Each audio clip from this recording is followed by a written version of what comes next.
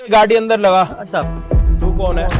साहब मैं यहाँ का सिक्योरिटी गार्ड तो ये है यहाँ का। इधर आ। ये क्या कपड़े पहन रखे तूने? यहाँ का गार्ड तो तू है ना, तो ये क्यों बोल रहा है कि ये सिक्योरिटी गार्ड है? सही कह रहा है, ये हमको निकाल दिया है, अब नया सिक्योरिटी गार्ड यही है। किसने निकाला? मैडम। चल कोई नहीं, गाड़ी साइड करके अंदर आ जा और ये फाइल भी ले आइयो और बैठ जा तू।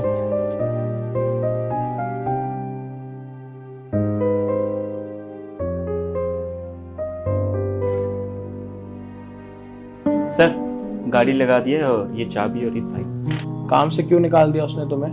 सर वो सैलरी के चक्कर में निकाल दिया। सैलरी के चक्कर में मतलब समझा नहीं। सैलरी तो तुम्हारी टाइम से मिलती है। नहीं सर, सैलरी समय पे नहीं मिलती हमें। 7,000 रुपये महीना हर मिलता है, बस उसी से गुजारा करते हैं। वही तो बात चल रही थी मैडम से और गुस्सा होकर निकाल दिया। से तो तुम्हारी 15,000 रुपए है, तुम्हें 7,000 रुपए क्यों मिलते हैं? सर सच कह रहे हैं, हमें इतनी सैलरी मिलती है।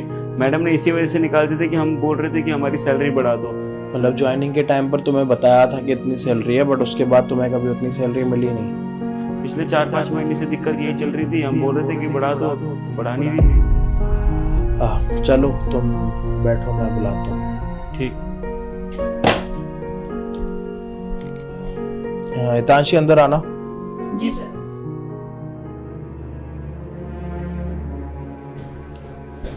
हाँ जी सर। मैं कह रहा हूँ ये आए दिन सिक्योरिटी गार्ड चेंज हो रहे हैं, कभी कोई कभी कोई। क्या सीन है, क्या चल रहा है? हर महीने हमारे सिक्योरिटी गार्ड चेंज हो रहे हैं कंपनी के। आई डोंट नो सर, मुझे नहीं पता। खुद छोड़ के जा रहे हैं, 1 जाए 2 जाए 3 जाए समझ आता है, लेकिन आए दिन सिक्योरिटी गार्ड चेंज हो रहे हैं। समझ ही नहीं आ रहा, सब ठीक तो है ना? मतलब सबकी सैलरी टाइम से मिल रही है और सारी चीजें टाइम टू टाइम हो रही है ना? नहीं सर, ऑफ कोर्स मैं सबकी सैलरी टाइम पे देती हूँ। उसके बाद भी ऐसा क्यों हो रहा है? मतलब वो जब छोड़ रहे हैं तो कोई कंप्लेन या फिर कोई उनको परेशानी हो रही है, वो बता रहे हैं कुछ ऐसा? नहीं सर, रीजंस तो यही बोलते हैं कि फैमिली प्रॉब्लम है, गांव जाना है, बस यही सर। पहले तो तुम एक काम करो, कोई ऐसा सिक्योरिटी गार्ड ढूंढो जो इसी कंपनी में कम से कम 1 साल तो टिक के काम करे और एग्रीमेंट कराओ उसका। अगर वो 1 साल से पहले छोड़ के जाएगा तो उसके ऊपर कानूनी कार्रवाई की जाएगी। ओके सर, मैं जाऊँ? नहीं, अभी यही है। आना एक बारी तुम। सर आपने इसको यहाँ क्यों बुलाया? ना तो ये गांव गया है, ना तो इसकी कोई फैमिली प्रॉब्लम है। इसको तो काम भी करना है, बट इसको काम से निकाला गया है। भाई तेरे को काम करना है या फिर नहीं? सर काम करना है ना, क्यों नहीं करना? सर इसीलिए तो आए थे गाँव से। और तेरे को निकाला क्यों है? पता नहीं सर, ये झूठ बोल रहा है। इसलिए मुझे लगा कि मेरी माँ की तबीयत खराब है, इसलिए मैं ये काम नहीं कर सकता। सर झूठ नहीं बोल रहे, माँ कसम हम सच बोल रहे हैं। आपसे जब कहे थे कि वो सैलरी बढ़ा दो, तभी तो आपने हमको निकाला। झूठ के बोल रहे सर के आगे। सर ऐसा कोई रीजन नहीं है, भला मैं क्यों निकालूंगी? और मैं सबकी सैलरी टाइम पे देती हूँ। सर झूठ नहीं, माँ कसम कहता है, ऐसी कोई बात ही नहीं है। सर पता नहीं ये क्या बकवास कर रहा है। मेरे साथ चलो, बाहर चल के बात करती हूँ। एक मिनट, ऐसी कौन सी बात है जो मेरे सामने नहीं हो सकती और तुम्हें बाहर जाके बात करनी है इसके साथ? कंपनी की सबकी सैलरी मैं देता हूँ, सबको मैनेज मुझे करना पड़ता है, पूरे महीने के फंड्स मैं निकालता हूँ कि टोटल सैलरी कितनी देनी है लोगों की। उसके बाद तुम मेरे पीठ पीछे जाके इसके साथ क्या बात करोगे? अभी मैंने तुमसे पूछा, अभी हमारे में आए दिन सिक्योरिटी गार्ड चेंज हो रहे हैं और तुमने क्या बोला कि किसी की ये प्रॉब्लम है, किसी की वो प्रॉब्लम है। ये तो कंपनी के नीचे बैठा हुआ है। आना एक बारी। सर आप एक एक करके इनको हिला रहे हो, तो मुझ पे ट्रस्ट नहीं है क्या? कितनी सैलरी बताई गई आपको? 7,000 रुपये। ओ पागल वागल हो गया क्या? क्यों झूठ बोल रहा है? सर ये बिल्कुल झूठ बोल रहा है। इसको मैं पूरी 15,000 सैलरी देती हूँ। अरे मैडम झूठ क्यों बोल रही हो? आप ही ने तो 7,000 रुपये बोला था। तानशी जी, आपकी बड़ी रिस्पेक्ट करता हूँ, ठीक है? कंपनी का सारा काम भी देखती हो, सारी चीज़ें भी करती हो, नए नए क्लाइंट्स को भी ढूंढ के आती हो, उनके साथ डील भी करती हो और कंपनी बहुत अच्छे से रन कर रही है हमारी। और सच बताऊँ तो तुम्हारा इंसेंटिव सैलरी से ज़्यादा आता है। अगर उसके बाद भी तुम्हें अगर ये ऊपर की कमाई चाहिए हो तो तुम मुझे बताओ, मुझसे पैसे लो। सर देखिए, जैसा आप सोच रहे हैं ना वैसा बिल्कुल नहीं है। वो मैं देखिए, सबको ना पैसों की भूख होती है और वो पैसों की भूख आपको भी होगी, लेकिन ये गरीबों की सैलरी से ना आप ऐसा मत करो। उनकी ऑलरेडी सैलरी 15,000 रुपये, उनके पास पहनने के लिए कपड़े नहीं है, घर पर भेजने के लिए पैसे नहीं है, उनको ये नहीं पता कि वो सुबह क्या खाएंगे, रात को क्या खाएंगे। आप ऐसे लोग पकड़ के लाते हो जो आपका कुछ कर ही नहीं सकते है ना, आपकी कंप्लेन कर सकते हैं ये दोनों। अगर कल के दिन आप इसको भी इतनी सैलरी दोगी ना तो वो भी कुछ नहीं कर पाएगा आपका, और फिर आप एक नया लड़का रख लोगी। 15,000 रुपये सैलरी उनकी, आप 8,000 7,000 रुपये पकड़ा रहे हो। आप खुद सोच के देख लो कि उनका क्या होगा 8,000 रुपये में, 7,000 रुपये में क्या होगा, और आपका भी कुछ नहीं होगा। आपने पिछले महीने 95,000 उठाई अपनी यहाँ से सैलरी। तुम खुद सोच के देख लो, 95,000 रुपीज ना कम नहीं होते, बहुत पैसे होते हैं। अगर तुम इनकी कदर करोगी तो तुम्हारे घर पर बरकत भी होगी। अगर तुम ऐसे ही गरीबों की सैलरी काटती रहोगी ना, इन दोनों गरीबों की, तो तुम्हें कभी तुम्हारे घर पर भी अच्छा महसूस नहीं होगा, और जितने पैसे तुम लेके जाओगी ना उतने पैसे तुम्हें कम लगेंगे। अब मैं चाहे तो तुम्हें इन दोनों के सामने सुना भी सकता हूँ, उल्टा सीधा ही बोल सकता हूँ, कंपनी से निकाल भी सकता हूँ, लेकिन मैं वो सारी चीजें नहीं करूँगा, क्योंकि तुम भी मेरे एक स्टाफ का हिस्सा ही हो और तुम मुझे बिजनेस दे रही हो। लेकिन उसका मतलब ये नहीं है कि तुम अपनी महिमानी चलाओगी और तुम्हारा जो मन में आएगा तुम वो करोगी।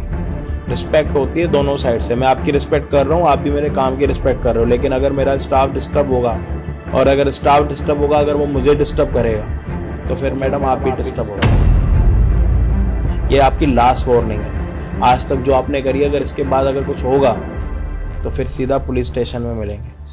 सॉरी सर, आप सही कह रहे हैं, गलती मेरी है सर। मुझे लालच आ गया था, मुझे लगा कि आपको क्या पता चलेगा मैं इनको कितनी सैलरी देती हूँ, कौन से ये आपके पास आ रहे हैं बताने। तो मैं हर महीने जो गार्ड आता था उसकी सैलरी में से कुछ पैसे निकाल लेती थी। सर देखिए, मैं जानती हूँ मुझसे गलती हुई है, मैंने जो किया वो गलत था। I am really sorry, please मुझे माफ़ कर दीजिए। लेकिन सर आई प्रॉमिस, आज के बाद ऐसी गलती दोबारा कभी नहीं होगी सर। इसका मतलब कि आप अपनी गलती मान चुकी हो ना। मैंने आपसे इतनी बारी पूछा प्यार से, लेकिन आपने तो बताया नहीं। आपने तो बोला कि ये गलत बोल रहे हैं, ये झूठ बोल रहे हैं। मैडम, हमें एक सिक्योरिटी गार्ड की ज़रूरत है। अब मेरे सामने 2-2 सिक्योरिटी गार्ड खड़े हैं, क्या करें, किसको रखें और किसको निकालें।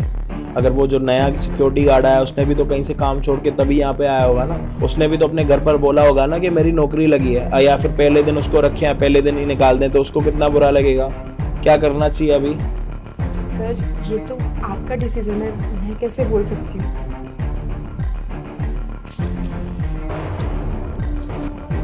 पिछले महीने जो तुम्हारी सैलरी कटी है ना, ये 8,000 रुपये, 15,000 तुम्हारी सैलरी है, 15,000 पहले मिले थे, 15,000 ये। अब तुम ये बताओ कि तुम दोनों में से नाइट ड्यूटी कौन करना चाहता है? सर हम कर लेंगे। वो क्या है ना कि हमें नाइट ड्यूटी भी करनी थी, क्योंकि माँ का कुछ तबीयत के बारे में पूछ नहीं पाते, पूछ भी लेंगे, सब कुछ देख भी लेंगे, हमारा हो जाएगा। ठीक है, तो कल से तुम नाइट में आना और तुम सुबह आना। ठीक है, अब तुम्हारे सामने जो उनका नुकसान हुआ था वो मैंने पैसे भी दिए और दोनों को नौकरी पर भी रखा। ये हिसाब से देखा जाए तो कंपनी का नुकसान है। अब इसके बदले मुझे चाहिए बिजनेस, और अगर बिजनेस नहीं मिलेगा तो फिर तुम्हें पता है कि अच्छे से क्या होगा। डोंट वरी सर, मैं अपना काम बहुत ईमानदारी से करूंगी। And thank you so much. जाओ।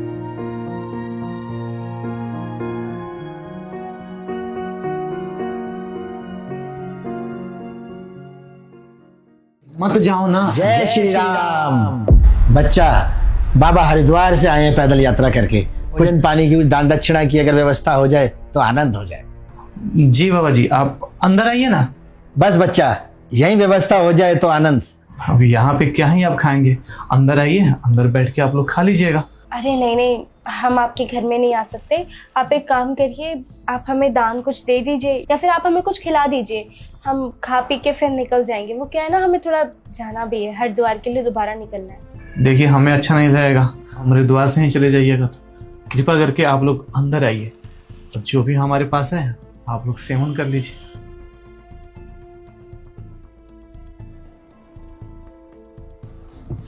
आइए बैठे महाराज। मैं कुछ खाने का प्रबंध करता हूँ। ये लीजिए महाराज, ग्रहण कीजिए। नहीं बच्चा, हम ये आपके हाथ से नहीं ले सकते। घर की लक्ष्मी को बुलाइए, उसी के हाथ से हम ग्रहण करेंगे। महाराज जी क्षमा करें, ये चीज़ नहीं हो सकती, क्योंकि पिछले 10 दिन से हमारी आपस में लड़ाई हो रही है और आज तो वो मायके जा रही है। अभी बैग लेके निकल ही रही थी तब तक आप लोग द्वार पे आ गए। इसके वजह से वो घर में जाके बैठी हुई है। अगर हम जाके उसे ये बोलेंगे तो मेरा बात तो मानेंगे ही नहीं, इसलिए हम उसको ये चीज़ बोल नहीं सकते। कोई बात नहीं महाराज जी, अब मेरे हाथ से ही ले लीजिए, हमें फल मिले या ना मिले क्या ही फर्क पड़ता है। वैसे ही हमारे घर में क्लेश चल रहे हैं, आप तो अपना पेट भर लीजिए। अरे बच्चा, बिल्कुल परेशान मत हो। तू एक बार अपनी धर्मपत्नी को जाके बोल कि बाबा कह रहे हैं कि वो दक्षिणा जो है आपके हाथ से ग्रहण करेंगे। देखना सब ठीक हो जाएगा। बाबा जी, आप हमारे वाइफ के बारे में नहीं जानते हैं। लव मैरिज शादी किया था मैंने घर वाले के खिलाफ जाकर। उस टाइम बहुत मानती थी मुझे लगता था इसके अलावा और कोई जीवन में मेरा अपना है ही नहीं। शादी के बाद में धीरे धीरे इसका रवैया बदल गया। ये मुझे समझ ही नहीं पाई। मेरे से ज़्यादा ये अपने दोस्तों के साथ में रहना चाहती है, उनको ज़्यादा टाइम देती है। मैं अगर कोई भी चीज़ बोलता हूँ तो वो चीज़ सब बुरा लग जाता है। इसी सब बात को लेके आपस में लड़ाई हमेशा होती रहती है। अब 10 दिन से हमारे बीच में बातचीत भी बंद है। आज तो घर छोड़ के जा रही थी। मैंने हाथ पर जोड़े कि मत जाओ, आसपास के लोग क्या बोलेंगे। समाज में जब हमारा इज्जत ही नहीं रहेगा तो फिर हम यहाँ रह के क्या करेंगे। समझी नहीं। अब आप ही बताइए ना, घर छोड़ के शहर में आ गए हैं, अब शहर छोड़ के कहाँ जाए, वो तो मुझे समझ ही नहीं पाई। आप मेरी समस्या को समझ सकते हैं बाबा जी। अगर आप बोले तो मैं और कुछ बना के लेके आऊँ आपके लिए। अरे नहीं बच्चा, तू अभी अनजान है, भोला है। तू अभी उसकी माया को क्या जाने। अभी तू जानता नहीं है कि तेरे द्वार पर कौन आया है। एक बार तू जाकर अपनी धर्मपत्नी को बोल कि बाबा आपके हाथ से भिक्षा ग्रहण करेंगे। देख सब ठीक हो जाएगा। जय श्री राम। देख सब ठीक हो जाएगा। ठीक है बाबा जी, आप बोलते हैं तो मैं उसे बुलाता हूँ। ज्योति, ज्योति, बाबा जी बुला रहे हैं तुम्हें।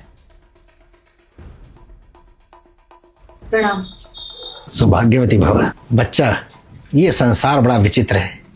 अरे तुम दोनों इतने अच्छे साथी हो, अभी तो तुम लोगों ने अपने जीवन की शुरुआत की है और ये दुनिया तो खटपट का मेला है बेटा। यहाँ छोटी मोटी खटपट तो होती रहती है। नाराज नहीं होते। क्षमा करना सबसे बड़ा धर्म है। और ऐसे नहीं होता कि आपकी लड़ाई हो जाए और आप घर छोड़कर चले जाएं। गलत बात। देखिए, आप दोनों पति पत्नी हैं और पति पत्नी का रिश्ता ना 7 जन्मों का होता है, और आप ऐसे छोटी मोटी बात पे अपना घर छोड़ के जा रही हैं, ये ठीक नहीं। दोनों की जो भी नोक झोंक है आपस में बैठ के सलाह करो, और ऐसे छोटी छोटी बात पे रिश्ता नहीं तोड़ा करते। देखिए, मैं आप लोग का निरादर नहीं करना चाहती, और आप लोग जो कह रहे हैं अपनी अपनी जगह बिल्कुल ठीक होंगे, लेकिन एक बार जब रिश्तों में खटास आ जाती है तो फिर उसके बाद वो रिश्ता निभाना बहुत मुश्किल होता है, और आगे चल के शायद वो रिश्ता और ज़्यादा ख़राब हो। इससे पहले यही अच्छा है कि हम कदम आगे बढ़ा के निकल जाएं इस रिश्ते से। अरे बच्चा, अरे जिंदगी में खटास और मिठास दोनों ही होनी चाहिए। अगर सिर्फ खटास ही खटास रहे या मिठास ही मिठास रहे तो उसका आनंद नहीं है बेटा। असली आनंद तो वही है बेटा, खटास और मिठास। आप उस समय को सोच के देखो जब आपका विवाह हुआ था। आप लोगों ने एक दूसरे के साथ जीने मरने की कसमें खाई थी, 7 वचन दिए थे, और तुमने तो प्रेम विवाह किया है। सोच के देखो, अगर आप इतनी छोटी छोटी सी बातों में मनमुटाव करोगे, घर से बाहर जाओगे, तो उन लोगों को तो और बल मिलेगा। वो लोग और शक्तिशाली हो जाएंगे जो लोग आपके प्रेम विवाह के रास्ते में रोड़े थे, जो कहते थे कि प्रेम विवाह मत करना। तो बच्चा, छोटी मोटी गलतियां माफ की जाती हैं, और फलदार वृक्ष ना हमेशा झुका हुआ होता है, समझे। माफ कर दे, भूल जा, आगे बढ़ जा, जिंदगी आनंद में हो जाएगी। ये बाबा का वचन है, आशीर्वाद है तेरे को।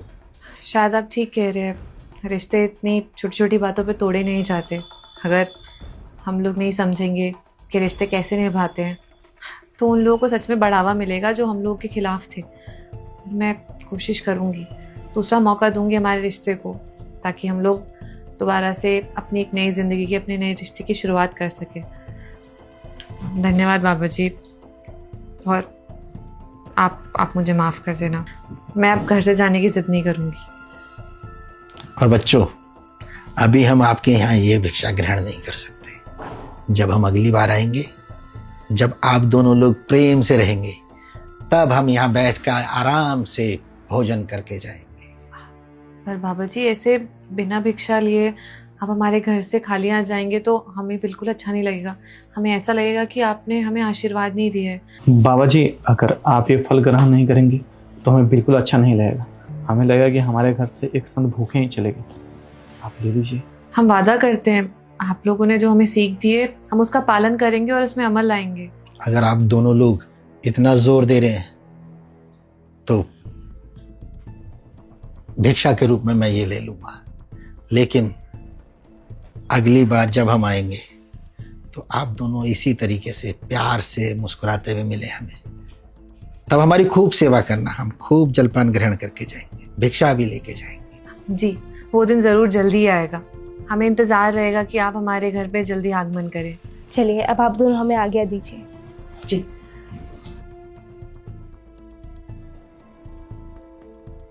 खुश रहिए।